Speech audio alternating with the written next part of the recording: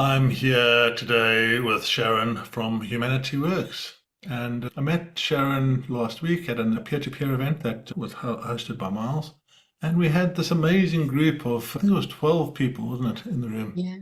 And I just love this coming together of business owners because we're such a unique breed, I think, and we have so much to share with each other. But it's a lonely life as well, being an entrepreneur and a business owner, because you go through life with you're telling your family about all the things you're doing, and they're just not really that interested anymore.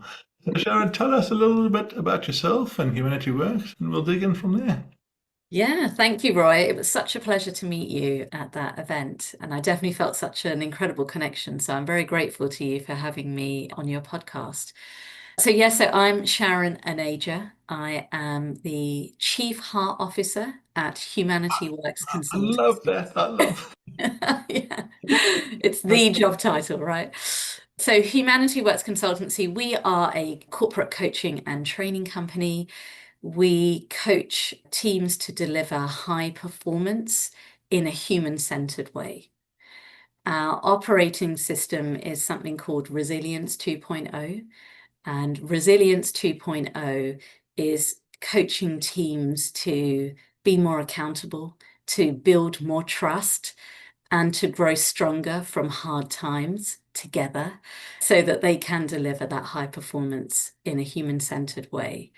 We work with mainly corporate, so very large scale organizations in the tech sector, in the finance sector, so really in very high pressure situations, as well as working with some public sector clients as well, who also have incredible stress levels, but for different reasons. We've been going for about 5 years now. I used to be a corporate leader myself until I saw the light and retrained as a coach and set up my own coaching business. And Roy, as you well know, there's a kind of a backstory to that and why I left that world. Temporarily left that world. I'm still in it very much, but as an outside contributor. We work with CEOs, senior leaders in organizations, leaders who are basically looking to increase the output, improve the culture, and really improve the performance in their teams. And that's why they come to us. I think it's no coincidence that in a time of an AI drive and expansion, that my company, Humanity Works, has had its best year to date last year. And I think there's this real desire to come back to those human skills and cultivate that human intelligence. And that doesn't detract from the need for artificial intelligence. It's completely still there. And we use it a lot in Humanity Works. It's a game changer for us, as it is for many of our clients as well. But it's also, I think, making people appreciate the human side of things, the human capacity, and how actually we need this delicate interplay between the artificial intelligence and the human intelligence. And we need those things together to really be able to create that success. And I think that's true for business owners, small and medium-sized businesses, as it is for the very large corporates as well, who we tend to work with. So I think the lessons are the same, and I see the parallels are there, whether you're an SME or whether you're running these big corporates. I think it's so interesting. You've been in the game, probably as long as I have, and Don't we've tell people my age, Roy. not quite as long as I have. Shh. They'll never believe me anyway, Sharon. They'll never believe me. Yeah.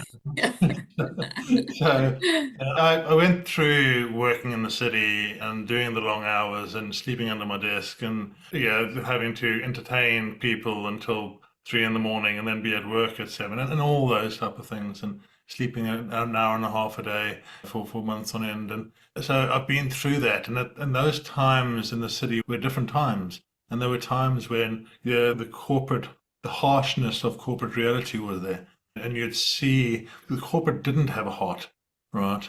And now I think it's just so beautiful that the world is coming around to that you tie at the corporate's heart to the profitability, because if the corporate has a heart, they are much more profitable. And it's taken so long for corporates to realize, actually, do you know what? We need to respect our staff. We need to understand our staff. We need to feed what they're doing. Because if we don't, we just don't get the output and then they burn out. And then we have to get a new staff member. And there's all those costs with that. So have you seen this interplay and change over the last few years? And obviously you went through that, and we'll talk about that in a bit. Yeah, but have you seen this same shift that I've seen? And okay, now we need to dig in and we need to support our staff.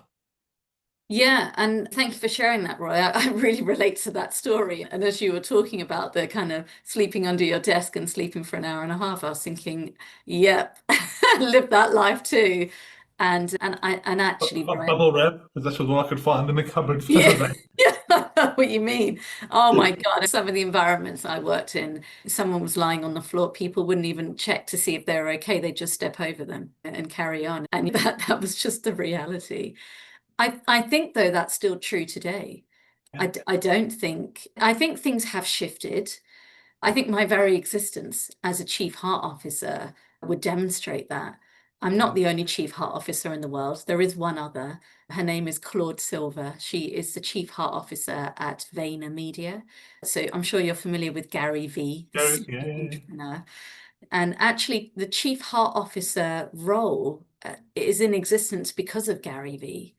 And I think of Gary Vee as someone who's like 100 steps ahead of everyone else. Like he Love sees it, the love it, love it. trends, yeah, before everyone else does. And he's really someone who I think who is very ahead of the game. I know he's a bit like Marmite. Some people love him and they hate him, and that's fine. But a lot of what he says is true, the truth, a truth anyway. And he actually said, when he created the chief heart officer role in his organization, he said he wanted to create the most human-centered organization on the planet.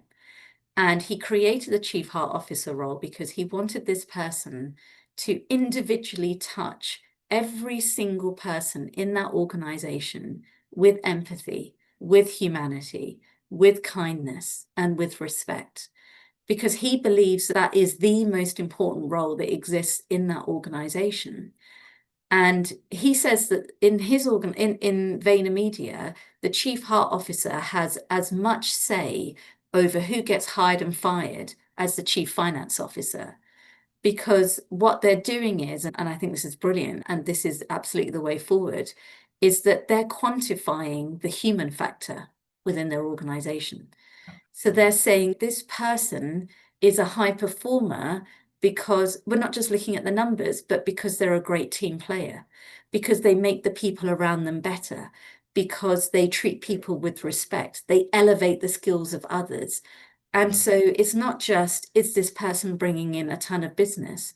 Is this person a great person, exactly the kind of person we want in the organization who helps other people to thrive as well? And I'm not saying, Delivering your core values, right? Yeah, yeah, yeah, yeah, and I'm not saying that you either have the atypical high performer and you have the team player. We can be both. And that's very much the humanity works philosophy that actually you can have high performance in a human-centered way, which is exactly what they're driving at Vayner as well. And he said the other day on an interview, he said there need to be more chief heart officers in this world. And actually, I never gave myself the title of Chief Heart Officer. It's actually something my clients gave me. So I was wow. working with a brilliant Silicon Valley based, actually they're an AI company, Roy, you'd like them a lot. and and they've had me in now for the last 3 years. Humanity Works has been their coaching partner for the last 3 years. And so they're at the forefront of agentic and integrative AI. They are really driving that space and they've been in it for quite a long time. And they very much see the value of having that human workplace, of building that human culture. Yeah. And And that's really where we're starting. Sorry to interrupt. That's really where we're starting. Yeah, I love this element that's coming out with AI because what we're going to be able to do as humans is we're going to be able to elevate ourselves as much as possible. And when we elevate ourselves, what we're going to be able to elevate ourselves with is our humanity. We must remember that AI is trained on humans. AI is trained on how we think and on our brains and on our patterns. So being more human is going to be better. Communicating better, understanding how to talk AI is actually understanding how to talk human better. yeah, And one of the big lessons that I've had is that AI is actually teaching me how to communicate better. That sounds like random, but if I'm not clear in what I'm saying to AI, if I'm not setting the context, I'm not setting what I need to in the proper way, then that's what I get back was not good. In the very same way that if I have a staff member come in and I say, just go over there and do that, and I presume that they know exactly, what's going on, then they'll go away and I'll come back and I'll say, what is this you're giving me? And that's my fault, right? That's, yeah. So once I can understand that and I can get through that, then, I'm like, okay. And it's helping me communicate with my parent, my mom better, and my staff better, my friends, my family, my partner, all of these things. It allows me to actually look at myself as a human and say, okay, I'm not actually getting this right. So I need to evolve, I need to grow, I need to upskill. So Yeah, it's yeah. super interesting that this is something that, one of the leaders in this field is doing. Yeah, absolutely. I think the fact that these companies, and so many of them, like I said, our clients are in the tech space, are investing in a human-led approach says a lot, that actually they value that, and that's actually making them more successful, and it's actually propelling their teams. And as a result, they're more innovative, they're more creative. The output is better because actually the inputs are better. And just as you've described here, like just looking at an LLM, ChatGPT, if the prompt is strong, what you'll get back is really strong, Yeah. right? And you can see this shift back now to more human-led experiences. There's more emphasis now on handcrafted items. It's almost like the pendulum is swinging back and we're coming into a rebalancing. As a Libran, I love rebalancing. I'm all about balance. So I'm seeing actually people are wanting to handwrite more. I'm seeing a bigger uptake in journaling, sorry, again. All of these things are coming back to our core, our humanity, what makes us infinitely human. And I think there's a lot of fear out there. AI is going to take our jobs, we're going to be replaced. And actually, I always say to people, well, slow your roll. Okay, no one's being replaced right now. Let's just put this into perspective. But also, don't forget that this idea that AI can completely replace humans, we're not really there yet. You'll need a completely different setup for that to happen. And I think a lot of organizations aren't really there. The second thing is that, like you say, our humanity, our human skills is what is actually going to drive the AI. And so, actually, you focusing more on that and being better at that and elevating those human skills gives you back your competitive edge. And so, I'm seeing with the companies who are forward thinking, who are a lot very strategic, that is why they're investing in elevating their people's human skills and not just rushing to say, how do you write a good prompt in AI, or how do you learn whatever technical skills you need in order to be able to use agentic AI or whatever the version of it that they're going after. So I think that is really important for people to understand. And I think those that get it, they really get it and they're investing big in it. And really, there's this whole concept of how AI is going to come into the world and what we're doing with it. I think it comes back to where we've been over the last 50, 100, 200 years. We've had to be in this previous evolution of where we were, and now we're stepping into a new space. And this new space, we have to evolve. And what I love about AI, what it's really done for me, it's allowed me to take the thinking out of my brain. And beforehand, we have to take all this information in. We have to learn, we have to learn, we have to learn. We pull this in, and then we process, and then we can do some output. And now we don't need to. We can process inside, we can go out and get some information, and get information, and we don't even need to know where that information is. We just need to know what the problem is. So we can start with the problem and say, Mr. AI, I have this problem. Who's the best person in the world to help me fix this problem? And then going through this guiding process. So it really gives us this ability to have 50 more IQ points on a Yeah. day-by-day basis. And if you've ever sat in a room with somebody that's got 50 more IQ points and you're like, oh, okay, this is leveling up. So it gives us this evolution ability to level up and to understand the world from a whole different perspective. Yeah, my partner's also into Libra, Cancer, Okay. all this space. And she uses it to go through the process of actually getting the AI to work out a chart and where she is and how this works. And Fantastic. and just having different ideas. So you can sit down and have a conversation at a whole different level, and you can upskill yourself all the time. Yeah. Yeah, and when we know that and we understand that and we can do that from a business point of view, that just makes us more powerful. And you were talking there about people losing their jobs, and I really like to look at it from a different point of view. If you have 10 people now and you can free them up from the grunge and from the grind and those things they don't like doing, and you can retrain them in the human elements that you need, you can really do with 10 people what you would need 100 people to do. So rather Mm, than thinking about getting rid of 4 people because you don't need them, think about upskilling them and doing 10 times, 50 times, 100 times more work and being more effective. Yeah, yeah. and just changing that narrative of AI is going to change my job, take my job. Yeah. Yeah, Yeah. AI is not going to take your job. AI, people with AI might take your job. Yeah. Yeah, yeah. So, And one of the things we always say to people, because obviously what people are reacting to is uncertainty, right? Where there is a lot of uncertainty, people become afraid. There was a brilliant study that was done by University College London, and they said that when they told people that they had a 100% chance of getting an electric shock, they didn't feel as stressed as when they were told that they had a 50% chance of getting an electric shock. So the maybe not was more stressful to them than that I know I'm going to have some pain a bit further down the road, but I'm like unprepared. So the uncertainty in our brains, we don't like it. And that uncertainty is around AI and what does it mean and the scaremongering. And you've got all these different reactions. You've got some people are burying their head in the sand. AI what? You got those that are like, knee-jerk reactions. Oh my God, I better learn all these things quick. Ah, I'm in danger. And then you've got people who are just like angry and all these kind of different reactions. And they're just our nervous system. And it's something called the uncertainty tax. And that tax is the energy and the time that we spend worrying about what that uncertainty might bring. yeah, And one of the things that we do with our kind of coaching around with teams who are facing uncertainty and change, because that's basically just the general landscape now, that is the norm. Like when I go in and I say we coach people through uncertainty, they're like, that's just like life. And I'm like, yeah, have a desk. yeah, yeah. So I'm like, yeah, you're right, that is. That's just stating the obvious, but that's the gift that we're giving you here. But one of the things we say to people is actually you can use that uncertainty. You don't have to let it overwhelm you.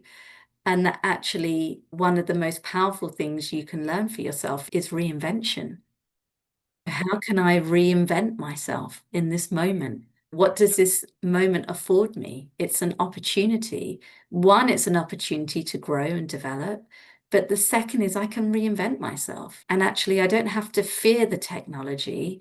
Maybe I don't even have to use the technology, but I can definitely reinvent myself. Yeah, And I think learning this ability, these skills, that mindset to be able to do that. We have a framework called mindset, skill set, tool set that we use with teams when we're coaching them to really thrive through uncertainty. It's that shift in your mind that I'm going to grow stronger from the adversity. I can use the opportunity here. It's that skill set of I can be more agile and adaptable. I can reinvent myself. And it's that tool set, that cultural tool set within a team dynamic of actually how are we going to build that trust? What does root us? What does ground us? What does hold us together? And that kind of mindset, skill set, tool set really helps people, I think, to understand how they need to elevate not just themselves, but the entire group dynamic so that actually these things don't floor them, they don't derail them, but they're actually springboards, they're catalysts for that growth.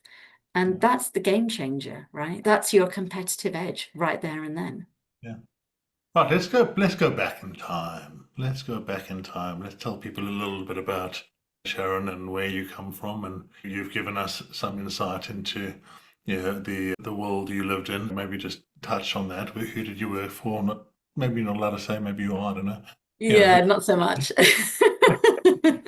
and give us a little bit of the journey, because you've had such an interesting journey, to get to the point of being the heart officer. And I think you should have, as a function that you sell people, a virtual heart officer. So you can go Yeah. out and be a virtual heart officer. I do offer that service actually, Roy. Funny you should mention it. A fractional chief heart officer role in organizations, which is always one of my favorite things to do because it gives you an opportunity to be inside the business.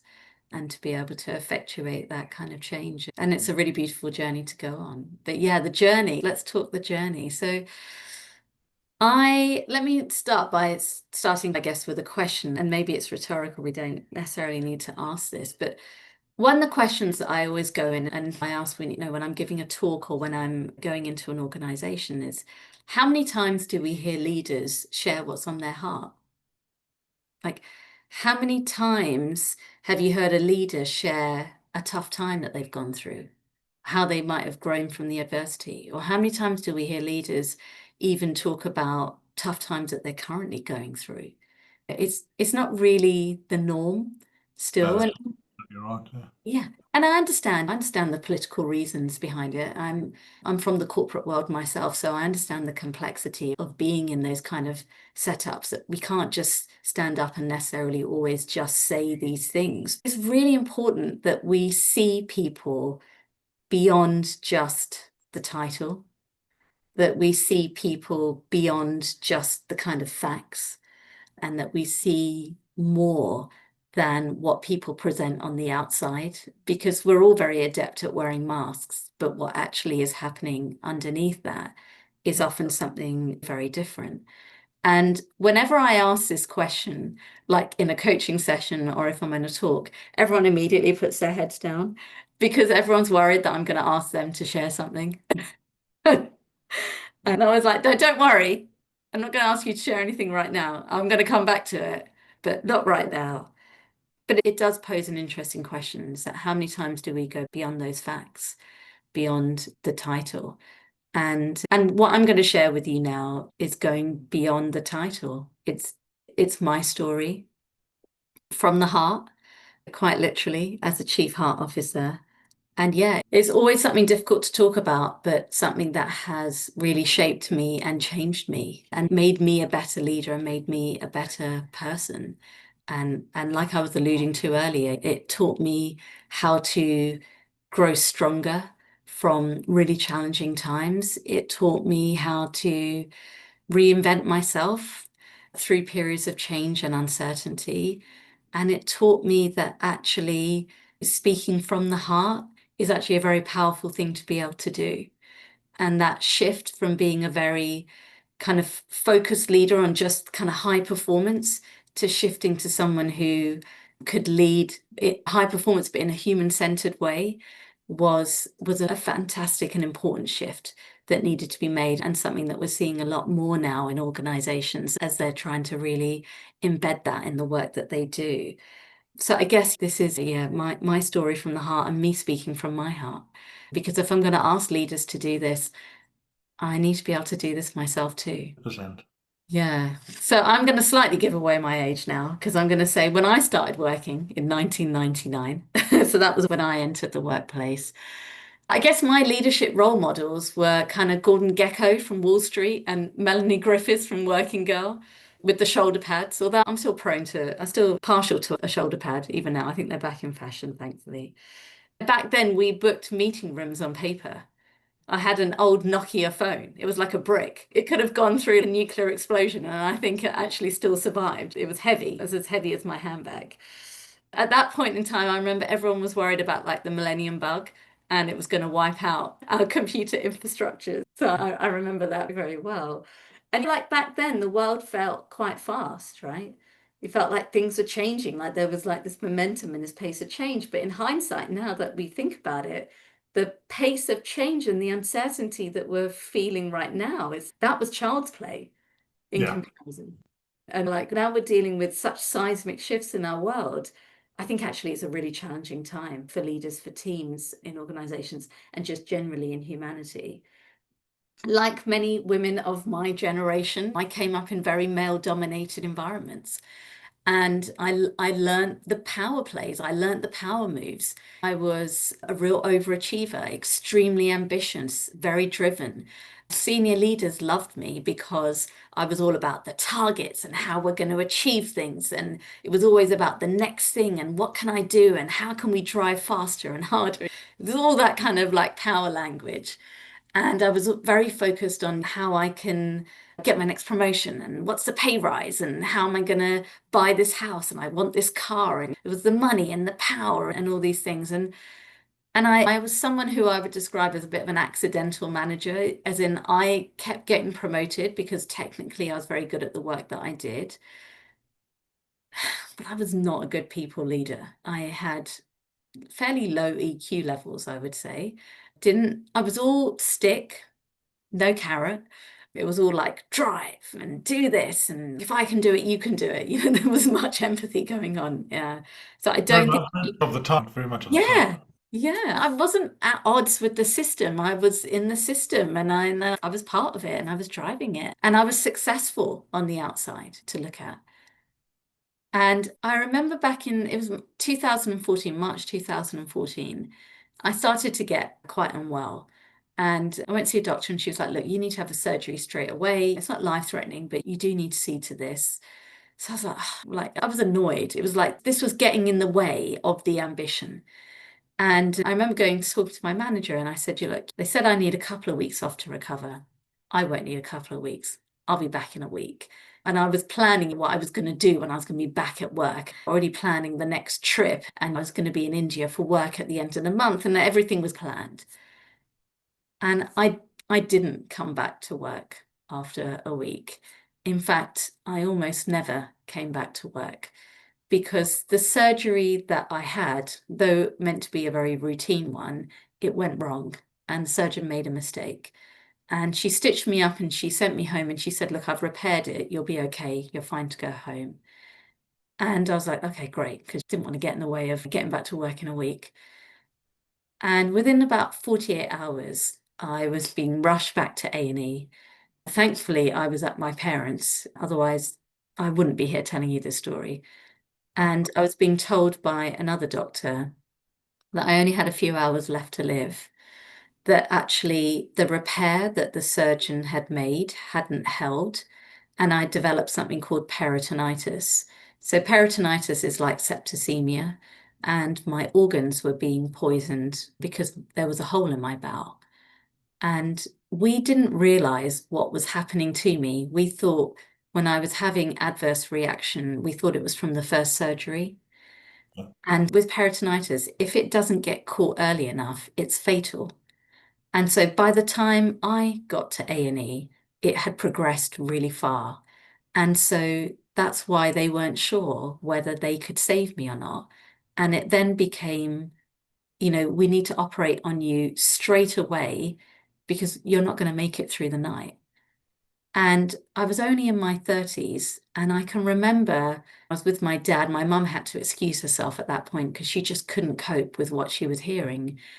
And I had this enormous kind of crystallization where I realized that actually I had spent so much of my life doing all these things to achieve these promotions and pay rises and buy the nice place and have the nice car, and none of that mattered. And in the end, when everything was about to be taken away from me, I realized that I had made an enormous mistake and that actually I had sacrificed love. I never got the chance to fall in love or have a family or do any of those kind of meaningful things. And Yeah. that in the end, when everything was about to be taken away from me, I realized that it wasn't worth it. None of it was worth it. Yeah. And I can remember feeling awful inside of myself as I had this realization that I had really messed things up. And I didn't know whether I was going to get a chance to put it right. And I felt really afraid. And of course, I'm talking to you now, so of course I survived and I came through it. And I won't go into the details of the recovery because it is truly awful. But suffice to say, like, I was completely broken after that surgery on a physical level, on a mental level, on an emotional, psychological level. And it took a long time before I was able to even do basic things like be able to walk and eat, and even just learning to take literally one step and get up from a hospital bed after that level of surgery was incredibly challenging. And it took every ounce of strength that I had within myself to be able to do it. And when I came out of the hospital and went back into the workplace, I want to be able to tell you that was the moment that I changed my life and I prioritized love and I became this chief heart officer that you see in front of you today. None of those things happened. Not one. I went back and I did all of the exact same things all over again. I threw myself into work. I went and got an even more senior job than the one that I had beforehand. I got made a partner in a really big media company, and I took on more stress and did more work and pushed myself. Because although I had this intense moment of clarity when I was on my deathbed, actually, when I came out of that environment and I came back into the real world, where everyone around me was like saying, be more resilient, do mindfulness, do these things. And actually, every time I tried to piece my life back together, it kept breaking again. And I felt intense uncertainty, and I honestly didn't know how to navigate it.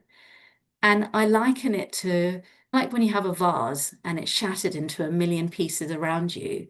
That's what my life felt like. And I kept trying to pick up these pieces and glue it back together, glue this vase back together. And every time I did it, it kept shattering more and more.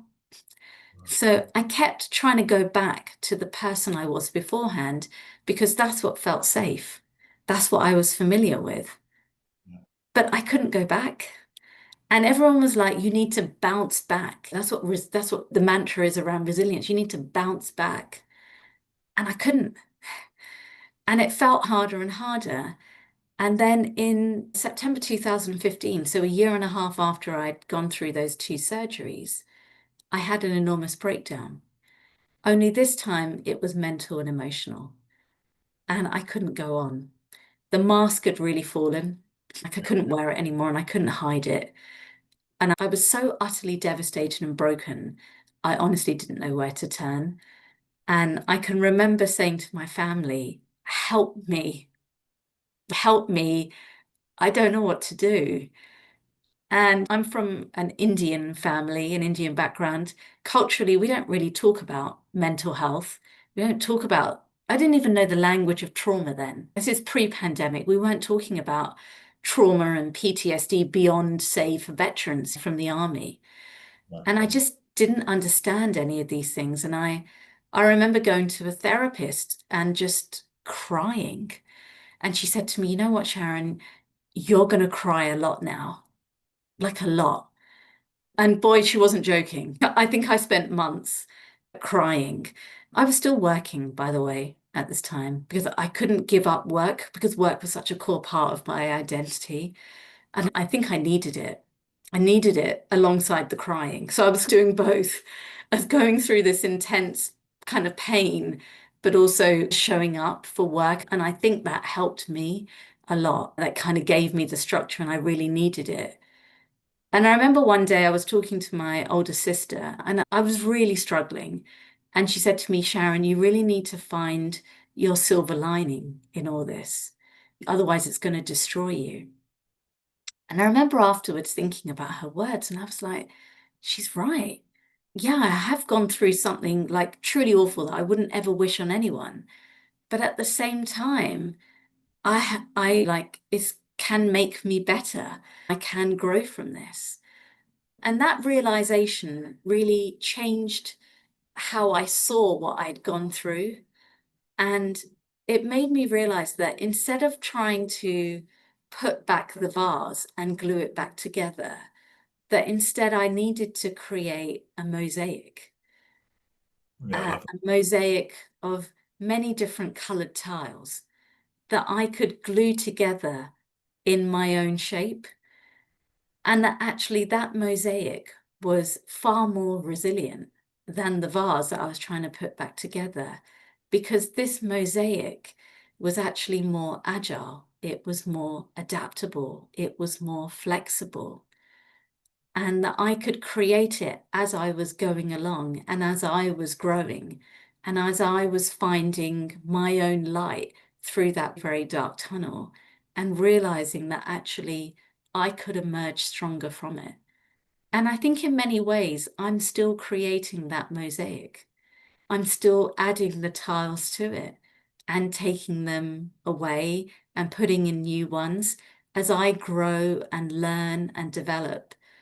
And I think as well, that kind of moment, that kind of crystallization, it was a different kind of moment to the one that I had in my deathbed, because I think that this one actually really helped me to see that I could grow stronger from the challenge, that actually I didn't need to let that challenge define me or defeat me, that actually I could leverage it and become a better person and a better leader as a result of it. And so when I went back into the workplace, I say went back in, I never really left the workplace, but I think when I went in through with new eyes almost, and I saw things through a very different lens. One, I could see how everyone else around me was struggling, which I don't think I'd ever really recognized beforehand. But two, I recognized that actually I had an intense opportunity here to be able to help the people around me so that we could deliver this high performance in a more human-centered way. And that really, that understanding that actually our hardest moments can make us stronger, that we can actually leverage these things and we can become better leaders, tougher leaders. And I don't mean the old school tough. Hey, grit, push through, just be determined, never just keep going. And I think all those things are good things. But actually, there's a different kind of toughness now, isn't there?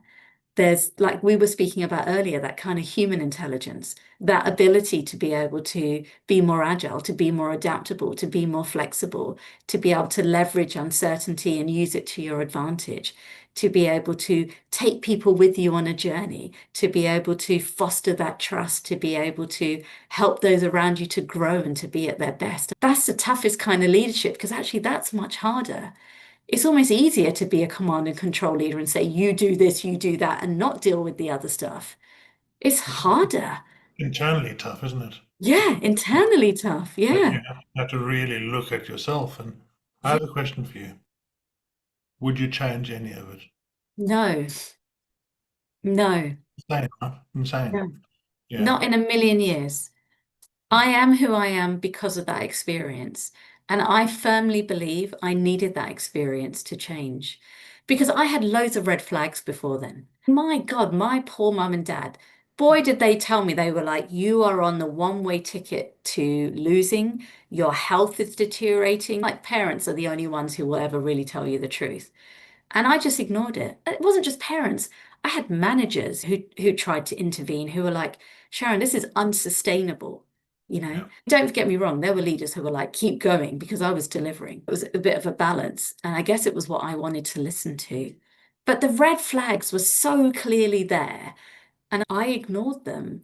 And that experience that I went through, it might have almost killed me, but the truth is, it saved me, because it saved me, my soul, who I am as a human being, and it's made me the person I am today. And because I went through that experience, it made me not just rethink things for myself, not just rethink how I led my teams, but it made me think, oh my God, like I went through something awful and I learned these things the hard way. But shouldn't we all be learning these things? Like, we don't need a crisis to learn how to deal with uncertainty. We don't need a crisis to learn how to be more agile or flexible. We don't need a crisis to show up as a better leader. They've got this brilliant saying, I think it's in the Navy SEALs: in moments of pressure, we don't rise to the occasion, we sink to the level of our training. And that made me think, like, how unprepared we all are to deal with all of this uncertainty, these challenges that we're going through, not just in our lives, but in the working space as well. And what kind of training are we getting? And that really set me on this path of I became a coach as a result of it. I studied positive psychology because I was like, what is this resilience? What is this? What is it really? I came across the work of Nassim Taleb, his work in anti-fragility teaches us that we can grow stronger from shocks and challenges. So think Airbnb in the pandemic, when they shifted their model because of the pandemic and they grew stronger from it. Or the racing driver Ayrton Senna, he said, you can't overtake 15 cars in the sunshine, but you can do it in the rain. So you can use the hard things to actually grow stronger. The tools that they use in the US military embrace the Sark Stockdale paradox. All of these things, they teach you how to use the hard things to get stronger, as well as Stoic philosophy, that Yeah. actually learning those hard things, because we're in a world where I think we've gone too far in the other way, the other direction, where actually we are prioritizing comfort to the point where we don't learn how to do hard things. And actually, that is inhibiting our growth because when hard things do happen, and they are going to happen, how do we rise to that occasion? We don't have the training for it. Now, a lot of people will be listening to this and thinking, please, I think my life is hard enough as it is. Fair enough. There are lots of hard things happening. But what I'm talking about is the right kind of hard. And actually, you can train yourself to do the right kind of hard from a very young age that actually will enable you to be more resilient, to be able to not just bounce back, but bounce forward. And that Yeah, is the I mean, skill. that's kind of why I get in an ice bath every morning. Yeah. I don't like doing it. Do I Yeah. like getting up at 5:30 in the morning and 4:30 in the morning, whatever it is? Yeah, and then getting in a 4-degree ice bath? Yeah, not really. But you can build your resilience. You can build by doing the right hard things. 100% what you say. You can build that capacity. The other day I was with so I have a 7-year-old daughter, and she loves mindset training, coaching. Of course, she's my daughter. And before we do her homework together, she's always, Mummy, teach me a mindset tool. So the other day on the weekend, I said, all right, I'm going to teach you how to swallow the frog. And she was like, disgusting. What's that? I said, no, you're not actually going to swallow a frog. I'm going to teach you the concept of it. And I said, okay. So I said, all right, I said, I want you to lay out your homework in front of me. And I want you to tell me what is the hardest piece of homework that you got out of everything. And she was like, it's the writing sentence. She hates writing sentences. And so I was like, okay. So I said, that's the hardest bit, right? I said, swallowing the frog is learning to do the hardest thing first. I said, because when you do the hardest thing first, you feel more confident. You feel like you've really achieved something. You feel like, oh, I've got that out the way. The other things will feel easier as a result, and you feel better about it. So I said, do this first, and then the other work, you'll fly through it. So she said, I'm going to swallow the frog. So she did it. And she did. She sailed through the rest of her homework. She worked more independently. She didn't want me as much. And she felt really proud of herself. And now, as a result, every day she comes to me and she says, today I swallowed the frog. And so she's learning that from an early age. And those are really important. They're not just life skills, but they're actually skills that she can use in school when she gets into the workplace later as well. They're the things that really set you up, that make you realize that actually I can do hard things and I can become stronger as a result of it. Like we don't choose life's challenges, but we can choose how we rise through them. And I think that is really crucial to building the right kind of resilience, because I think resilience has got a really bad rap. And the other thing I want to say is before I stop talking about the story is resilience isn't something that is just something you train within yourself. It's also a lot to do with the environment within which you operate, which is why we do this on a kind of team level, because actually it's as much about the people who are around you and the way that you all operate together that will actually cultivate resilience within people. So, yeah, there are mindset shifts, but it's also to do with collectively, how do we grow stronger together? And that is really crucial. Amazing. What a heartfelt story. Thank you so much for sharing that. Yeah, and I don't Pleasure. really how to go on from that. That's really amazing. And let's just, you're going to be doing this heart role for years to come. And how can people get hold of you? When should they get hold of you? And how can you help their teams? Yes, so there's two main groups we work with. One is leadership teams who are newly formed leadership teams or ones who are going through a period of change. So maybe they've had lots of new members join the team. They really need to align quickly and really work through how they can leverage the kind of challenges and really grow stronger from it. Or it's leaders of teams who, again, their team is going through another period of kind of big change, and they're really looking to improve the output, the resilience, and improve the culture of their team. That's the kind of two main ways that companies tend to work with us. We do provide large-scale training courses as well, which are online. But typically, that's where kind of leaders and organizations reach out to us. And that's what we love, because that's the opportunity to do the deep work with those teams and really be able to work with them over a kind of 6-month period, really watch them grow and develop and see them become more successful, which is really wonderful. And it warms my heart and warms theirs as well. We're all high heart, high performance here. So, yeah, we're really spreading that joy, but giving people really practical tools as well. Like I said, I learned all those tools and those strategies, but also I've applied all of them myself in a corporate space, having been a corporate leader myself, as well as the other coaches on my team. So I think it's that real world experience. It's not just a personal experience. It's not just a great story. It's not just I learned some tools. It's actually we've got the battle scars to prove it and having done it ourselves. But yeah, if anyone is interested in working with us, reach out to me on LinkedIn. You can find me on there, Sharon Aneja. Also, our website, humanityworksconsultancy.com.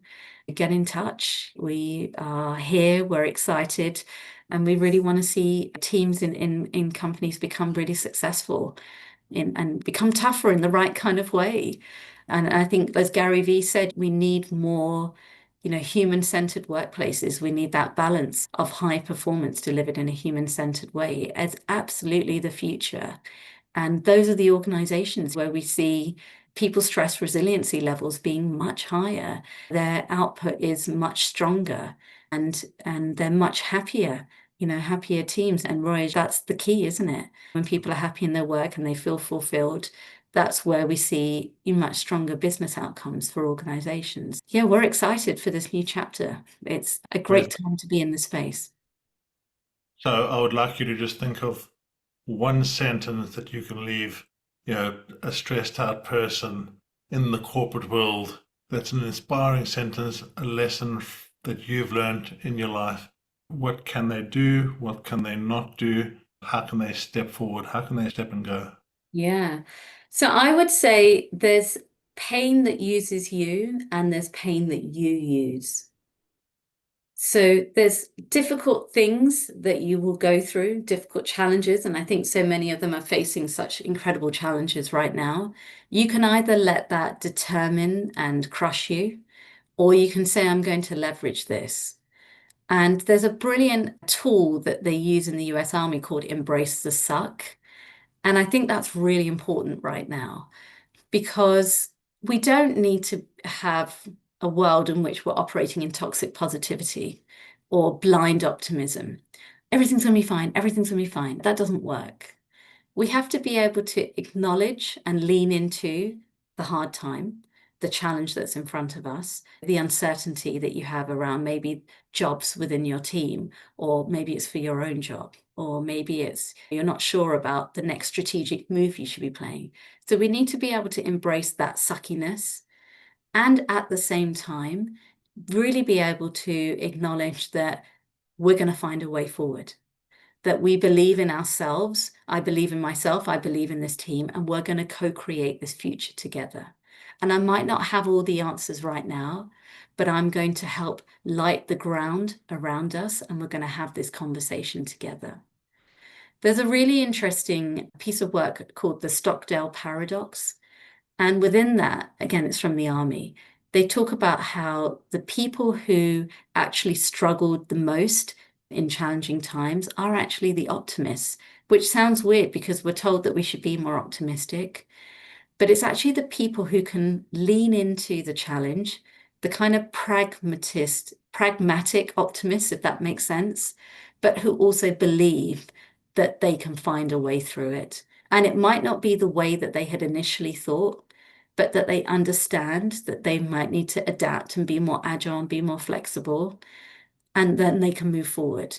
Right now, I think one of the key skills you as a leader can actually coach yourselves and your teams on is managing paradoxes, because everything is a paradox right now. We've got to focus on short-term growth, but also see to long-term goals. We've got to embrace the hard time and be able to move through it. Most people see things as either ors. Either I do this or I do that. And they're always trying to fix one or the other. But actually, the world is just polarities. They're just polarities. And you have to be able to learn how to manage those tensions. You don't just do one or the other, or you don't try to fix one or the other. It's about managing the tension that exists between these two things that feel like polar opposites, but exist because of each other. And those are really important skills that leaders and teams need to be able to learn so that they can navigate the complexity that uncertainty brings. And actually, that is how you build what we call resilience 2.0. That's how you bounce forward and not just bounce back. And that is the future. And those are the skills of the future. So don't just think AI. Think also HI, human intelligence as well, because you won't be able to leverage these future opportunities if you don't have those human skills to go with it. They are the absolute foundation that you need in order to be able to really thrive through these moments of change. Amazing. Thank you very much for joining me. It's been a pleasure. Thank you for sharing your story. I will put your details so people can contact you below. And I look forward to hearing from you in the future. We'll do another one of these and talk about other things. Thank you, Roy. Thank you so much. It's been wonderful.